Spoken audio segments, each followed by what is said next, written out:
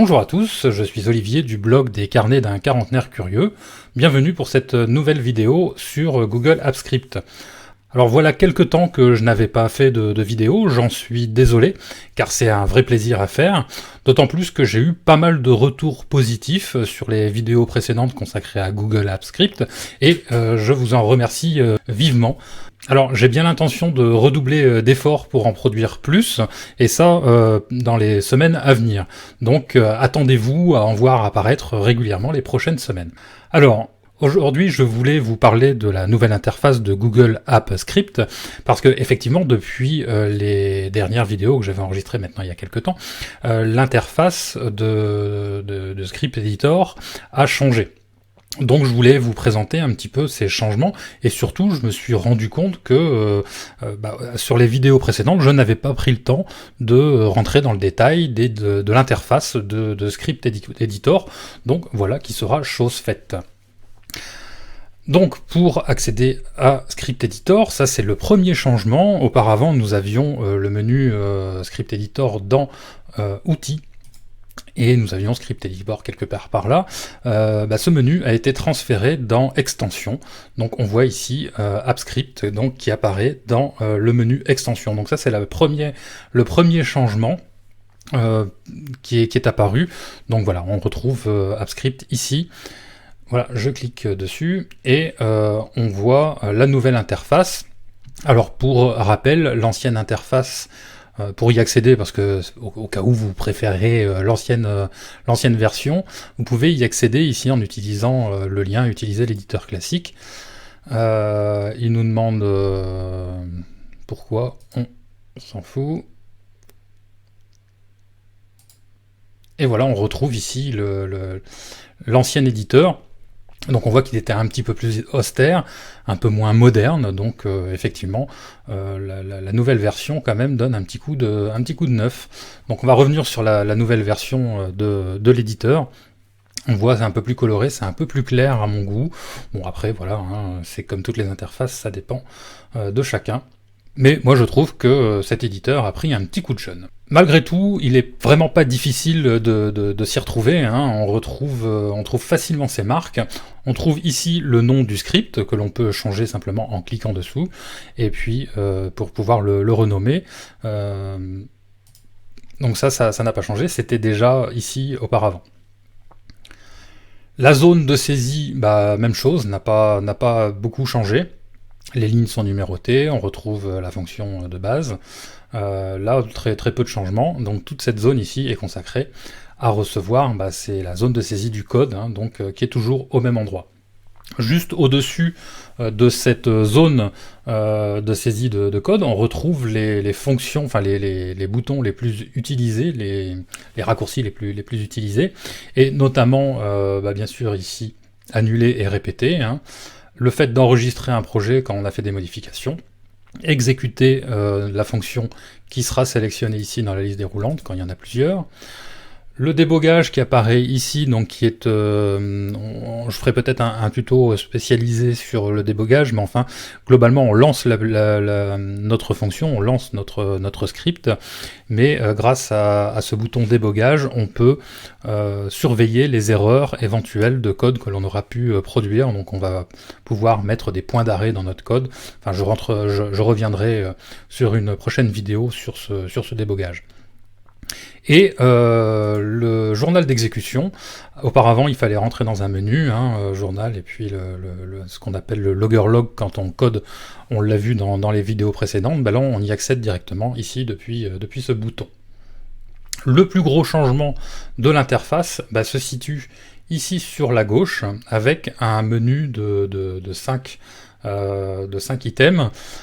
Le premier, donc, le menu présentation, qui reprend les propriétés du script que l'on que l'on utilise, donc avec son nom, qui en est le propriétaire, la date, etc., le nombre d'exécutions à travers le temps du script en question. Donc ça peut être utile pour les scripts qui sont déployés et utilisés par beaucoup de personnes. Ça permet d'avoir un panneau de contrôle globalement de son script. Le menu Editor, ici, bah, c'est le menu éditeur, c'est le menu sur lequel on arrive directement quand on lance le script editor. Donc on retrouve ce sur quoi on est arrivé tout à l'heure. En troisième position, on a les déclencheurs. Alors les déclencheurs, là aussi, je vais y revenir sur une vidéo spécifique. Globalement, il y a des choses que AppScript peut lancer automatiquement. Pour ajouter un déclencheur, bah, il suffit de cliquer ici sur le bouton ajouter un déclencheur et on voit, donc on sélectionne la fonction sur laquelle on veut que ce déclencheur se mette en place. Ça peut se déclencher depuis l'agenda, vous voyez, en fonction d'une certaine heure, à l'ouverture, lors d'une modification, enfin bref, il y a pas mal d'événements qui peuvent provoquer le déclenchement d'une fonction. On va y revenir une autre fois, mais tout se passe ici dans cette nouvelle interface, parce qu'avant on avait une petite horloge, pour ceux qui avaient fouillé dans l'ancienne interface. On retrouve un peu la même chose, mais je trouve effectivement que la nouvelle version est beaucoup plus claire. Ici, le menu exécution. Alors là, ça va reprendre en fait les différentes fonctions qui ont été déclenchées quand, l'heure de début, vous voyez la durée. Bon, là encore, c'est une interface pour ceux qui écrivent des scripts qui sont déployés et utilisés par des dizaines, des centaines, voire des milliers de personnes. Et les paramètres du projet, donc le dernier menu, où on retrouve des paramètres assez classiques. Alors l'idée du script qui peut être utile dans certains cas, c'est-à-dire c'est le code qui est rattaché à ce script et à lui seul, c'est un code unique, un peu comme on a dans nos documents Google Sheet ou Google Docs, toute cette partie ici de l'URL qu'on voit là, c'est l'idée de l'identificateur de ce classeur précisément, de ce classeur tuto Gaz7. Donc on a la même chose ici pour le script qui lui est rattaché. Et puis bon, à divers paramètres qui ne vous seront pas forcément plus utiles que ça. Le plus utile véritablement, c'est cette idée de script. Donc voilà pour la nouvelle interface de l'éditeur de Google Apps Script. Alors, pendant qu'on y est, dans l'utilisation des interfaces, je voulais vous montrer une petite chose aussi. Je ne sais pas si vous avez eu l'occasion d'y passer, mais lorsqu'on tape comme URL script.google.com, eh bien on arrive sur une interface qui ressemble à une interface de Google Drive, ou alors à une interface aussi de Google Sheet ou de Google Docs, avec tous les projets, tous les scripts qu'on a pu créer. Ils apparaissent là, donc on les retrouve dans mes projets, tous les projets auxquels on a accès. Par exemple ici un projet partagé par un ami. Et puis les projets suivis, on peut dire que l'on suit un projet simplement en y mettant une petite étoile, donc ça permet de le retrouver ici dans les projets suivis. Là donc dans mes projets on retrouve tous ceux que l'on a créés, et on voit ici donc l'icône de Google Sheet avec la petite flèche bleue de AppScript. Cela veut dire que en fait nous sommes ce projet, le projet sans titre ici, correspond à un script qui est embarqué dans Google Sheet. À la différence de celui-ci, on voit ici c'est un script qui est embarqué dans Google Docs. Si on crée un script directement, c'est-à-dire sans le rattacher à aucune application de Google, on peut le faire ici. Je vais cliquer ici sur Nouveau projet. Et là, on parle vraiment d'un script en tant que tel. C'est la différence entre un script embarqué, donc embarqué avec les applications, ou indépendant. Et là, on va créer un script indépendant. Je vais le renommer comme ça. Voilà. Donc pour ça, j'ai simplement cliqué sur nouveau projet. Et on va par exemple faire un script qui va nous permettre de créer un classeur Google Sheet et puis y insérer un texte dans la première cellule. Ça sans ouvrir du tout le document en question. Donc je vais l'appeler fonction Google Apps Script tuto 7. Donc dans cette fonction, je vais créer une variable spreadsheet qui correspond à spreadsheet app. Alors dans la nouvelle interface, tout ce qui est complément de code, vous savez, avant on faisait CTRL entrée pour dès qu'on faisait un point. Là, je trouve ça beaucoup plus fluide et il y a beaucoup moins de bugs qu'auparavant. On retrouve vraiment très très facilement le détail des fonctions que l'on peut utiliser. Donc, enfin, je sais pas, je trouve ça beaucoup plus efficace qu'auparavant. Je tenais à le dire quand même. Donc ici, je veux donc créer un classeur. Donc je vais utiliser l'application Spreadsheet et je vais utiliser la fonction create. Vous remarquez que j'ai toujours un aussi bon accent anglais. Et vous voyez, là, quand je vous dis que c'est beaucoup plus efficace, là, je sens rien taper, ça me propose une aide. Donc là, il me dit qu'il faut que je rentre une chaîne de caractères entre les parenthèses. Donc je vais créer un classeur qui va s'appeler faire mes comptes, par exemple, si je veux faire mes comptes.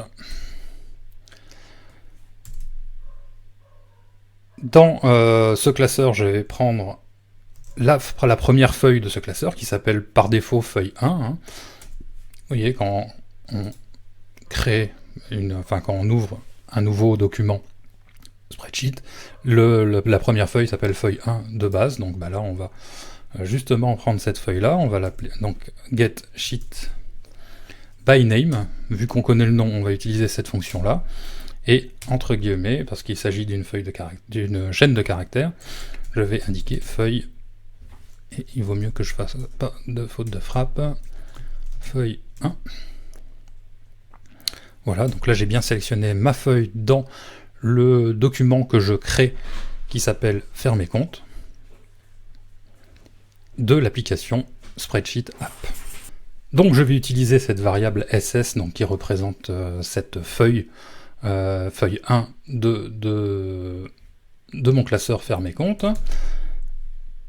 et je vais sélectionner la cellule A1, donc je fais get range, donc si vous ne comprenez rien de ce que je suis en train de faire, revenez aux vidéos précédentes, ce sera plus simple, hein, parce que je ne vais pas tout réexpliquer. Et donc là je vais dire que je vais sur la cellule A1, et dans cette cellule A1, je vais inclure la valeur, donc set value,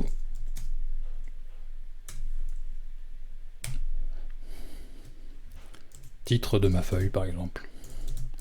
Peu importe, le but il est de montrer que sans avoir ouvert de classeur, je peux directement depuis un script faire le nécessaire.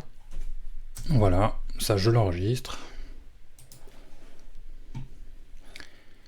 Et lorsque je l'exécute, bien sûr, il va me demander les autorisations. Alors vous voyez que tout de suite en dessous, dans la nouvelle interface, le journal d'exécution apparaît. Voilà, il me demande les autorisations nécessaires, je vais faire le nécessaire, je vais lui dire que je suis moi. Tout ça, normalement, vous avez l'habitude, hein, si vous créez des scripts régulièrement. La première exécution, il faut toujours faire cela. Et on voit que l'exécution de mon script a eu lieu, elle a démarré et elle s'est terminée. Si je reviens ici dans mon interface de mes projets AppScript, je vois ici donc le script que je viens de faire, et l'icône c'est juste la flèche du script. C'est pour bien montrer la différence en fait entre un projet qui est embarqué dans une feuille Google Sheet, embarqué dans un document doc, et là en fait on a un script vraiment indépendant. Et si je vais sur mon drive,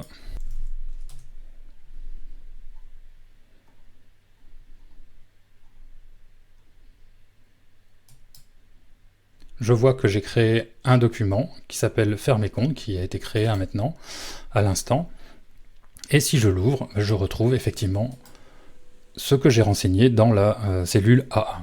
Donc magique, ça a fonctionné.